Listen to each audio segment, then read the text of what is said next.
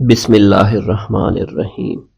حضور سیدنا غوث العظم حضرت سیدنا عبد القادر جیلانی رحمۃ اللہ علیہ فرماتے ہیں کہ احوال کے مشاہدہ اور کشف کے وقت اولیاء اللہ پر افعال خداوندی میں سے ایسی چیزوں کا ظہور ہوتا ہے جو عقلوں کو سلب کر لیتی ہے اور عادات و رسوم کو بکھیڑ دیتی ہے۔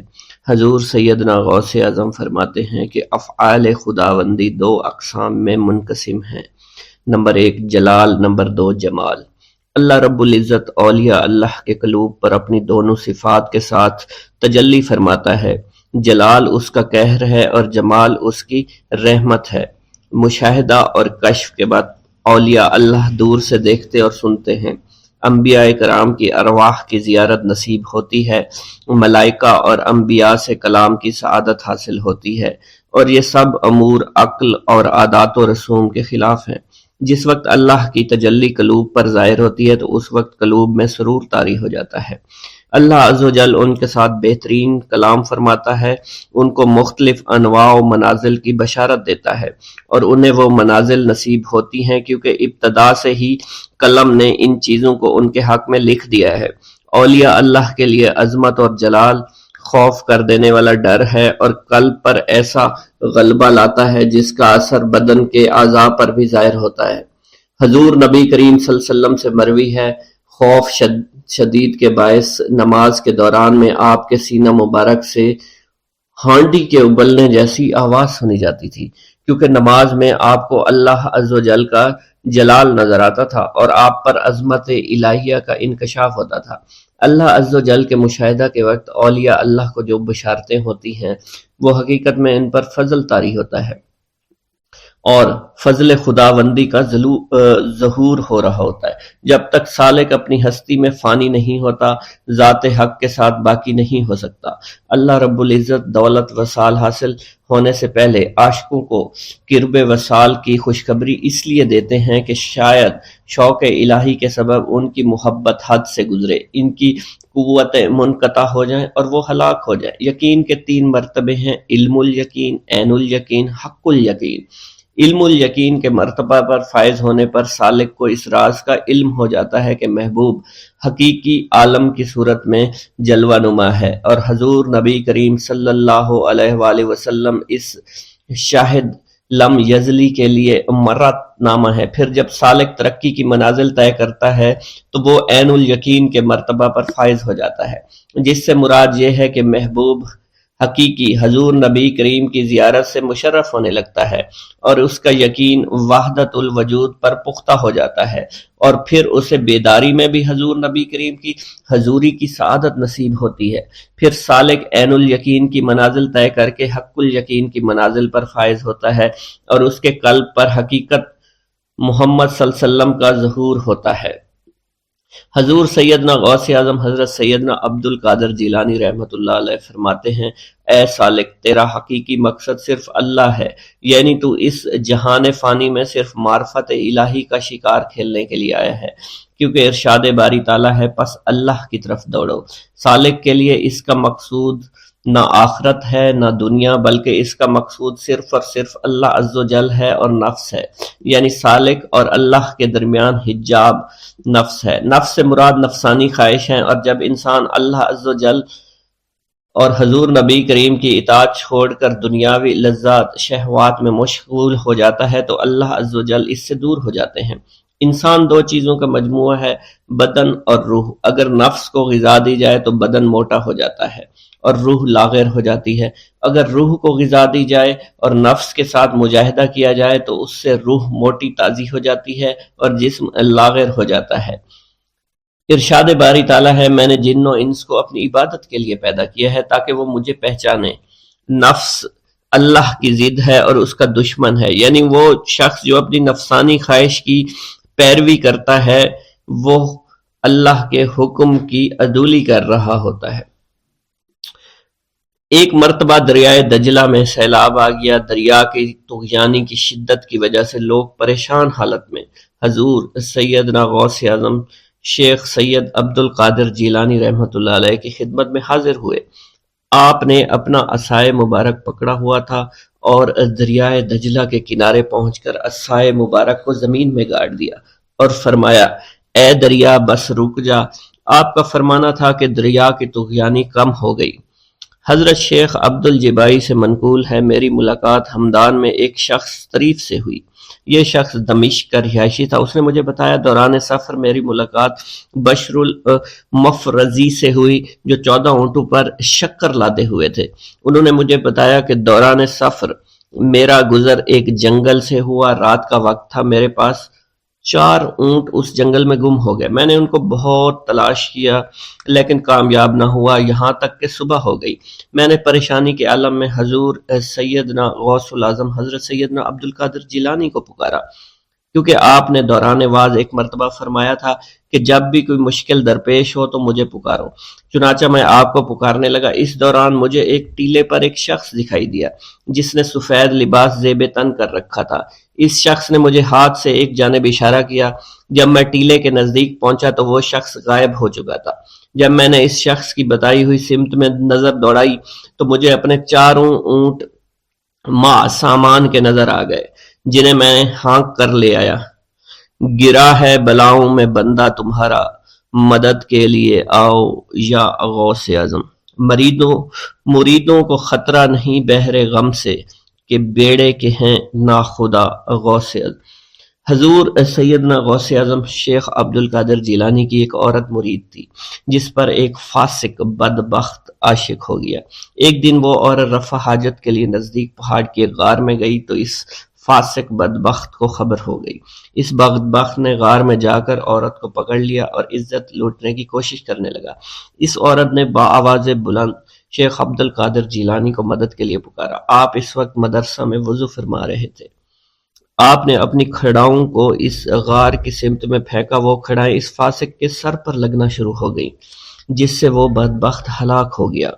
وہ عورت آپ کی کھڑائیں لے کر آپ کی خدمت میں حاضر ہوئی اور حاضرین محفل کے سامنے سارا ماجرا بیان کر دیا۔ بسم اللہ الرحمن الرحیم۔ منقول ہے کہ حضور سیدنا غوث اعظم کے زمانہ میں ایک مقرب کی ولایت سلب کر لی گئی۔ سب چھوٹے بڑے اس کو حقارت کی نگاہ سے دیکھنے لگے۔ اس نے 360 اولیاء اللہ سے التجا کی کہ وہ اس کے حق میں دعا فرمائیں، لیکن اس کا نام لوح محفوظ پر اشتیاق کی فہرست میں لکھ دیا گیا۔ ان اولیاء اللہ نے اس کو بتایا کہ تم کامیاب نہیں ہوگے۔ اس کے چہرے کا رنگ سیاہ پڑ گیا۔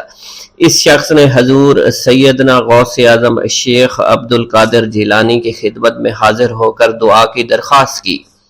آپ نے فرمایا تم اللہ عز و جل کی بارگاہ میں مردود ہو گئے ہو، مگر میں تمہیں اللہ کے اذن میں مقبول بنا سکتا ہوں۔ پھر حضور سیدنا غوث اعظم نے اس کے لیے بارگاہ الہی میں دعا فرمائی تو غیب سے ندا آئی، کیا تمہیں معلوم ہے کہ تم سے پہلے بھی 360 اولیاء اللہ اس کے لیے سفارش کر چکے ہیں، لیکن اس کا نام لوح محفوظ پر اشتیاق کی فہرست میں لکھا جا چکا ہے۔ یا الہی تو مردود کو مقبول، مقبول کو مردود بنانے پر قادر ہے۔ اگر تیری منشا یہی ہے تو نے اس کو مقبول بنانے کے لیے مجھ سے دعا کیوں کروائی؟ غیبی ندائی، اے عبد القادر، اسے میں نے تمہارے سپرد کیا، تم اسے جو چاہے بنا دو۔ چنانچہ آپ کی دعا سے وہ پھر سے بارگاہ الہی میں مقبول ہو گیا۔ حضرت شیخ ابو صالح سے منقول ہے، حضرت شیخ ابو مدین مغربی نے مجھے حضور سیدنا غوث اعظم شیخ عبد القادر جیلانی کی خدمت میں بغداد فقر کی تعلیم کے لیے بھیجا۔ آپ نے مجھے 20 دن تک اپنے خلوت خانہ کے دروازہ پر بٹھائے رکھا اور 20 روز گزرنے کے بعد مجھے قبلہ رو ہونے کا حکم دیا گیا۔ جب میں قبلہ رو ہو گیا آپ نے فرمایا اے ابو صالح اس طرف دیکھو۔ چنانچہ میں نے اس جانب دیکھا تو آپ نے فرمایا کیا دیکھ رہے ہو؟ میں نے عرض کیا بیت اللہ شریف میری نگاہوں کے سامنے ہے۔ آپ نے مجھے حکم دیا کہ اب مغرب کی سمت دیکھو۔ میں نے اپنا چہرہ مغرب کی جانب کیا تو آپ نے فرمایا کہ اب کیا دیکھ رہے ہو؟ میں نے عرض کیا کہ میں اپنے مرشد پاک حضرت ابو مدین کو دیکھ رہا ہوں۔ ایک مرتبہ سنان نامی عیسائی پادری نے حضور سیدنا غوث اعظم کی محفل میں حاضر ہو کر سلام عرض کیا۔ حاضرین کھڑے ہو کر بیان دیا کہ میں یمن کا رہنے والا ہوں، میں نے ارادہ کیا کہ میں اسلام قبول کروں گا۔ اسی دوران میرے دل میں خیال پیدا ہوا میں اس دور کی سب سے بہترین شخصیت کے دست مبارک پر کلمہ پڑھوں۔ اسی سوچ کے دوران مجھے نیند آ گئی۔ خواب میں مجھے حضور سیدنا عیسیٰ کی زیارت نصیب ہوئی۔ آپ علیہ السلام نے مجھ سے ارشاد فرمایا، بغداد چلے جاؤ، شیخ عبد القادر کے دست حق پر اسلام قبول کرو، کیونکہ اس وقت وہ روئے زمین پر تمام لوگوں میں افضل اور اعلیٰ ہیں۔ حضرت شیخ عمر الحکیمانی سے منقول ہے، ایک مرتبہ حضور سیدنا غوث اعظم کی خدمت میں 13 لوگ دائرہ اسلام میں داخل ہونے کے لیے حاضر ہوئے۔ ان لوگوں نے بیان کیا کہ ہم عرب کے عیسائی ہیں اور ہم نے کلمہ پڑھنے کا ارادہ کر لیا ہے۔ ابھی یہ سوچ ہی رہے تھے کہ کس مرد کامل کے دست حق پر کلمہ پڑھیں گے، ہمیں ہاتف غیب سے آواز سنائی دی کہ بغداد جا کر شیخ عبد القادر جیلانی کے دست مبارک پر کلمہ پڑھو۔ حضرت شیخ زین الدین ابو الحسن علی بن ابی طاہر سے مروی ہے، فرماتے ہیں میں نے حضور سیدنا غوث اعظم سے علم حاصل کیا۔ اللہ عز و جل نے مجھے 1 سال میں اتنا علم دیا کہ دوسروں کو وہ علم 20 سال میں بھی نصیب نہ ہوا ہوگا۔ میں نے آپ سے مصر جانے کی اجازت طلب کی، آپ نے فرمایا تو دمشق پہنچ کر غازیوں کو مصر میں داخل ہونے کے لیے تیار پائے گا تاکہ اس پر قبضہ ہو جائے، مگر ان سے کہنا کہ وہ ہرگز کامیاب نہ ہوں گے، ہاں دوسری مرتبہ وہ کامیاب ہو جائیں گے۔ حضرت شیخ زین الدین فرماتے ہیں جب میں دمشق پہنچا میں نے وہی حال پایا جو آپ نے بیان فرمایا تھا۔ میں نے ان سے کہا تو وہیں نہ رکے۔ جب میں مصر پہنچا تو میں نے خلیفہ کو ان کو مقابلے کے لیے تیار پایا۔ میں نے خلیفہ سے کہا گھبراؤ نہیں، کامیاب ہو جاؤ گے۔ وہ فرماتے ہیں خلیفہ نے مجھے اپنا ندیم خاص مقرر فرمایا اور اپنے ہر راز سے مجھے واقفیت دے دی۔ پھر دوسری مرتبہ غازی آئے، انہوں نے مصر پر قبضہ کر لیا۔ مجھے حضور سیدنا غوث کے مطابق قول کے مطابق ہر ایک سے 1.5 لاکھ دینار ملے۔ مجھے مصر میں ہر خاص و عام میں مقبولیت حاصل ہوئی اور بے شمار لوگ میرے واعظ سے مستفید ہونے لگے۔ حضرت شیخ ابو الخیر سے منقول ہے، فرماتے ہیں میں شیخ ابو محمد حسن، شیخ ابو قاسم، شیخ ابو حفظ کی خدمت میں حاضر ہوئے۔ آپ نے فرمایا تم سب اپنی اپنی حاجات بیان کرو، میں انشاءاللہ تمہاری حاجات پوری کروں گا۔ شیخ ابو سعید نے کہا کہ میں ترک دنیا اختیار کرنا چاہتا ہوں۔ شیخ ابن قائد وانی نے کہا کہ مجھے مجاہدے کی قوت عطا کر دیجئے۔ شیخ بزاز نے کہا خوف الہی چاہتا ہوں۔ شیخ فارسی نے کہا اللہ کے ساتھ میرا ایک حال ہے جسے میں کھو بیٹھا ہوں، چاہتا ہوں میرا وہ حال لوٹ آئے۔ شیخ جمیل نے کہا میں حفظ کرنا چاہتا ہوں۔ شیخ عمر نے کہا میں علم کی زیادتی چاہتا ہوں۔ شیخ خلیل نے کہا میں چاہتا ہوں مجھے موت نہ آئے، یہاں تک کہ مجھے مقام قطبیت پر فائز کیا جائے۔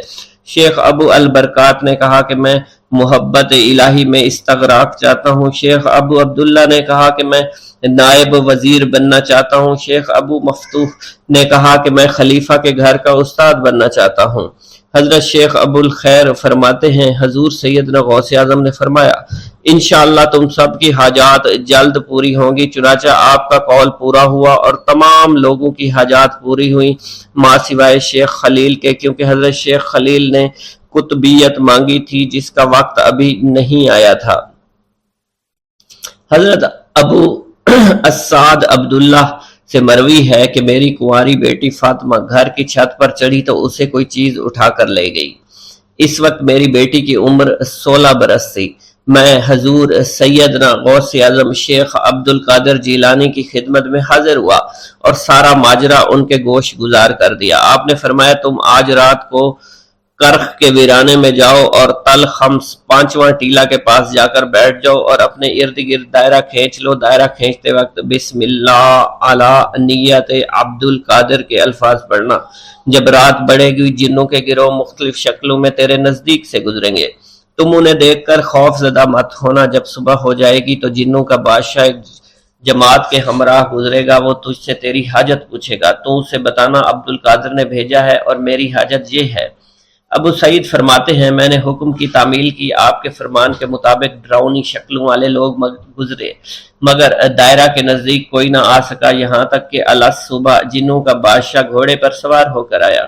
اس کے ساتھ ایک کثیر جماعت بھی تھی۔ اس نے مجھ سے کہا، میری حاجت پوچھی۔ میں نے اسے حضور سیدنا غوث اعظم کا پیغام پہنچاتے ہوئے کہا اور اپنی حاجت بیان کی۔ میری بات سن کر وہ بادشاہ گھوڑے سے اترا، زمین کو بوسہ دیتے ہوئے دائرہ کے کنارے بیٹھ گیا۔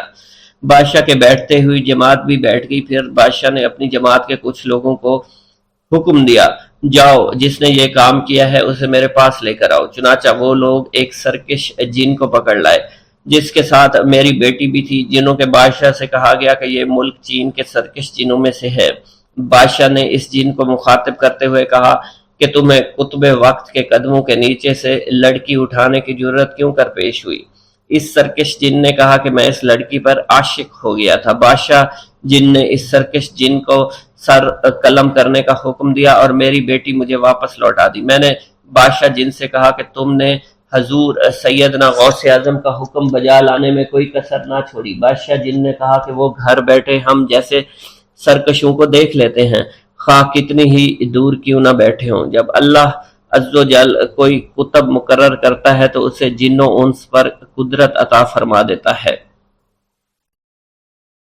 تفریح الخاطر میں منقول ہے، حضور سیدنا غوث اعظم کے وصال کے بعد ایک شخص جو کہ عرصہ دراز سے مرشد کامل کی تلاش میں تھا اور وہ آپ کا شورا سننے کے بعد آپ کی خدمت میں بغداد شریف پہنچا۔ جب اس شخص کو معلوم ہوا کہ آپ وصال فرما گئے ہیں تو وہ آپ کی قبر مبارک پر حاضر ہوا اور آداب زیارت بجا لایا۔ آپ اپنی قبر مبارک سے باہر تشریف لائے، اس کا ہاتھ پکڑ کر اسے سلسلہ عالیہ قادریہ میں بیعت فرما دیا اور اس کی جانب خصوصی توجہ فرمائی۔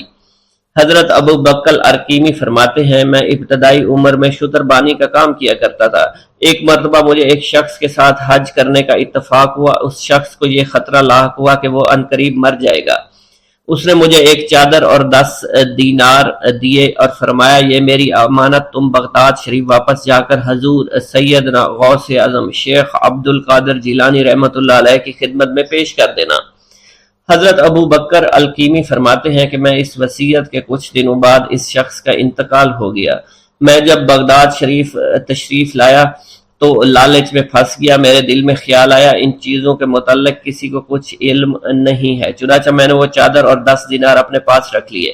ایک دن میں بازار سے گزر رہا تھا، میری ملاقات حضور سیدنا غوث اعظم سے ہوئی۔ میں نے آپ کو سلام کیا، آپ نے میرا ہاتھ پکڑ کر فرمایا، تم نے 10 دیناروں کے لیے بھی اللہ کا خوف نہیں کیا، میری امانت اپنے پاس رکھ لی اور میرے پاس اپنی آمد و رفت بھی ختم کر لی۔ حضرت ابو بکر ارقیمی فرماتے ہیں کہ حضور سیدنا غوث اعظم کی بات سن کر مجھ پر غشی طاری ہو گئی اور جب مجھے ہوش آیا میں نے وہ چادر اور 10 دینار لا کر آپ کی خدمت میں پیش کیے اور معافی کا خواستگار ہوا۔ واللہ عالم۔ پیارے دوستو، خواجہ غریب نواز اتنی اہم شخصیت ہیں اور اتنی عظیم شخصیت ہیں کہ زیارت حرمین شریفین کے موقع پر مکہ مکرمہ میں غیب سے ندا آئی کہ معین الدین میرا دوست ہے، میں نے اس کو اپنے مقبول اور برگزیدہ بندوں میں شامل کر لیا۔ اور پھر جب مدینہ منورہ میں روضہ رسول صلی اللہ علیہ وسلم پر حاضری دی اور ادب و احترام کے ساتھ سلام پیش کیا تو آپ کو نائب رسول بنا کر ہندوستان کی ولایت آپ کے سپرد کر دی گئی۔ حضرت سیدنا خواجہ غریب نواز رحمۃ اللہ علیہ کا معمول تھا کہ ساری رات عبادت الہی میں مصروف رہتے، حتیٰ کہ عشاء کے وضو سے نماز فجر ادا کیا کرتے تھے اور تلاوت قرآن سے اس قدر شغف تھا کہ دن میں 2 قرآن پاک ختم فرما دیا کرتے تھے۔ دوران سفر بھی قرآن پاک کی تلاوت جاری و ساری رہتی۔ اولیاء کاملین رحمہ اللہ کی طرح آپ زیادہ سے زیادہ عبادت الہی بجا لانے کی خاطر بہت ہی کم کھانا تناول فرماتے تھے تاکہ کھانے کی کثرت کی وجہ سے سستی، نیند یا غنودگی عبادت میں رکاوٹ کا باعث نہ بنے۔ چنانچہ ان کے بارے میں منقول ہے کہ 7 روز بعد وہ 28 تولہ وزن کے برابر روٹی پانی میں بھگو کر کھایا کرتے تھے۔ آپ کی طبیعت میں علم کی درویشانہ صفات منتہائی کمال تک پہنچی ہوئی تھی۔ اس کا اندازہ لگانے کے لیے واقعہ ملاحظہ کریں۔ ایک مرتبہ خواجہ معین الدین چشتی رحمت اللہ علیہ بیٹھے ہوئے تھے۔ ایک آدمی آیا اور آداب بجا لا کر ایک جانب بیٹھ گیا۔ حضرت بہت عرصے سے آپ کے قدم بوسی کی تمنا تھی، اللہ کا شکر ہے یہ عظیم سعادت آج مجھے میسر ہوئی ہے۔ اس بدبخت شخص نے جیسے جملہ کہا، حضرت نے اس کی طرف دیکھ کر تبسم فرمایا اور ذرا توقف کے بعد فرمایا، جس ارادے سے آئے ہو اس کو پورا کرو۔ یہ سنتے ہی وہ شخص تھر تھر کانپنے لگا، خوف زدہ ہو کر زمین پر گر گیا اور بڑی عاجزی سے بولا کہ مجھ کو لالچ دے کر آپ کو ہلاک کرنے کے لیے بھیجا گیا تھا۔ یہ کہہ کر بغل سے چھری نکالی اور سامنے ڈال دی، پھر قدموں پر گر کر کہنے لگا، اگر آپ چاہیں تو مجھے اس کی سزا دیجیے، بلکہ اب حکم دیجیے کہ مجھے قتل کر دیا جائے۔ حضرت خواجہ غریب نواز رحمت اللہ علیہ نے فرمایا، اے عزیز، ہم لوگوں کی روش یہ ہے کہ ہمارے ساتھ جو جھگڑا کرے اس کے ساتھ ہم نیکی سے پیش آتے ہیں۔ تم نے تو میرے ساتھ کوئی برائی بھی نہیں کی۔ یہ کہہ کر اس کا سر اپنے قدموں سے اٹھا لیا، اس کے لیے دعائیں کی، خداوند اس شخص کو نیک توفیق عطا فرما، دعا کرتے ہیں اس کا دل بدل جائے۔ اس نے حضور کی ملازمت اختیار کر لی، وہ دیندار آدمی بن گیا، یہاں تک کہ 7 بار حج کعبہ کی سعادت حاصل ہوئی اور اسی مقدس سرزمین میں رخ پرواز ہوئی، مکہ مکرمہ میں ہی پیوند خاک ہوا۔ ایک مرتبہ کا قصہ ہے کہ خواجہ معین الدین چشتی کے بعد ایک آدمی آیا اور اس نے کہا کہ حضرت، میرے گاؤں کی سڑک کی سند گم ہو گئی ہے اور نئی سڑک کے لیے بادشاہ لوگ تیار نہیں ہیں، لہذا دعا کیجئے کہ وہ سند مجھے مل جائے۔ حضرت خواجہ معین الدین چشتی نے اس شخص سے فرمایا کہ جاؤ اور بازار سے حلوہ لے کر آؤ۔ آپ نے یہ جملہ اس لیے فرمایا تھا کہ تھوڑی سی خوش طبعی ہو جائے۔ اس شخص نے فوراً کہا، اگر ایسی بات ہے تو میں ابھی جا کر حلوے کی ایک دیگ لے کر آتا ہوں۔ حضرت خواجہ معین الدین چشتی نے فرمایا، ہاں ہاں ضرور جاؤ، لیکن ایسا کرنا کہ بازار میں جو کونے پر تم کو حلوائی جاتے ہوئے ملے صرف اسی سے حلوہ لے کر آنا۔ اس نے کہا، ٹھیک ہے، ایسا ہی کروں گا۔ خدا کا کرنا ایسا ہوا کہ جب وہ بازار میں داخل ہوا تو اس کو کونے میں وہی حلوائی دکھائی دیا۔ اس نے حلوائی سے کہا کہ تم میرا حلوہ تول دو۔ حلوائی نے جب اس کا حلوہ تولنا شروع کیا اور اس کو بیٹھنے کا کہا اور ساتھ ہی اس نے کاغذ اٹھایا تو اس آدمی نے اس کو کہا، ٹھہرو، اس کاغذ میں حلوہ مت ڈالو، تم کسی اور کاغذ میں مجھے حلوہ ڈال کر دو، کیونکہ یہ تو وہی کاغذ ہے جو مجھے چاہیے تھا۔ اور حلوائی نے وہ کاغذ اٹھا کر اسے دے دیا اور دوسرے کاغذ میں حلوہ ڈال کر اسے دے دیا۔ وہ آدمی واپس آیا اور اس نے سارا ماجرا بیان کیا۔ حضرت خواجہ معین الدین چشتی اجمیری رحمت اللہ علیہ نے تبسم فرمایا اور کہا کہ جاؤ، یہ حلوہ بھی اپنے ساتھ لے جاؤ، اپنے بچوں کو کھلا دو اور اللہ کا شکر ادا کرو۔ اور اسی کے ساتھ ساتھ ایسے بزرگوں کے کچھ انداز اور کچھ کردار ہوا کرتے ہیں جس کی وجہ سے لوگ ان کی طرف دیوانہ وار بھاگتے چلے آتے ہیں۔ کچھ ایسے ہی کردار خواجہ غریب نواز کے بھی تھے۔ مثلاً آپ رحمت اللہ علیہ فرماتے ہیں کہ میں 8 سال اپنے مرشد کی خدمت میں مصروف رہا، ایک لمحہ بھی آرام نہیں کیا، میں نے نہ رات دیکھی نہ دن، ہمیشہ ان کے سفر میں رہا، کیونکہ کپڑے ہی بیشتر اور دیگر زمانے سفر سر پر رکھ کر ان کے ساتھ چلتا رہا۔ جب انہوں نے مجھ درویش کی خدمت کو دیکھا، مجھے وہ نعمت عطا فرمائی جس کے نہ کوئی حد ہے اور نہ کوئی انتہا۔ الغرض اس کب تک بارگاہ مرشد کے خادم بنے رہے، یہاں تک کہ کامیابی حاصل کر لی گئی، منزل مقصود تک آپ پہنچ گئے، حتیٰ کہ سند کے طور پر مرشد کامل نے ارشاد فرمایا، ہمارا معین الدین اللہ کا محبوب ہے۔ اسی طرح آپ کے انداز بارفتہ دیوانہ وار بنانے والی ایک اور بڑی خوبی یہ تھی کہ آپ کو انسانیت سے بڑا پیار تھا، بلا تفریق، بلا مذہب ملت مظلوم کی امداد و حاجت روائی کیا کرتے تھے، گویا اپنے اوپر آپ نے لازم کر لیا تھا۔ مثال کے طور پر اس مظلوم مقتول کی حیات رو کے واقعوں کو ملاحظہ فرمائیے۔ ایک حاکم نے ایک شخص کو بے گناہ پھانسی کی سزا دے دی۔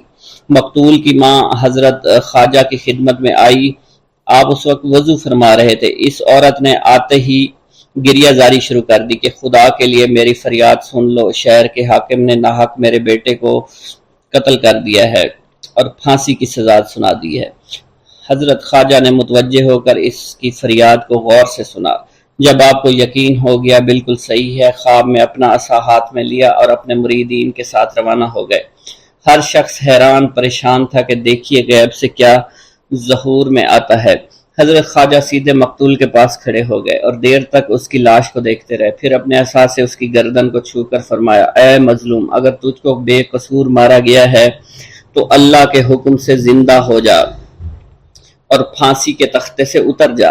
ان الفاظ کا زبان مبارک سے نکلنا تھا کہ مقتول زندہ و سلامت پھانسی کی تختی سے نیچے آ گیا، جیسے حکم کا منتظر ہو، اور فوراً حضور کے قدموں میں آ کر گر گیا۔ اسی وجہ سے آپ رحمۃ اللہ علیہ اپنے مریدین سے بے پناہ محبت فرمایا کرتے تھے، اور صرف حیات ظاہری میں ہی نہیں بلکہ وفات کے بعد بھی اپنے مریدین کے لیے اس وقت دعا فرمائیں گے جب آپ کا حرم کعبہ میں مصروف تھے اور آواز آئی، اے معین الدین، میں تجھ سے خوش ہوں اور تجھ کو بخش دیا، کچھ تمہاری خواہش ہے مانگو، میں تمہیں عطا کر دوں گا۔ آپ نے دعا فرمائی، اے اللہ میرے مریدوں کو بخش دینا۔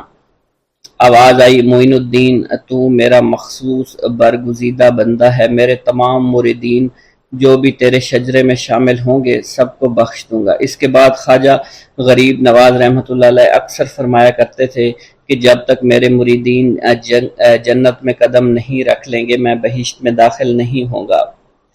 آپ رحمۃ اللہ علیہ کو اگر آج بھی خواجہ ہند کہا جاتا ہے تو یوں ہی نہیں کہا جاتا، بلکہ ایران سے ہندوستان تک بہت سی مشکلات کا سامنا کیا، راہ حق میں بے نظیر قربانیاں دی، جس کی گواہی خود غیب سے ملی، یعنی جس نے اپنی پوری زندگی بھی اللہ کے لیے وقف کر دی، حتیٰ کہ آپ کی روح بھی اللہ کی محبت میں رجب المرجب 632 ہجری میں پرواز کر گئی۔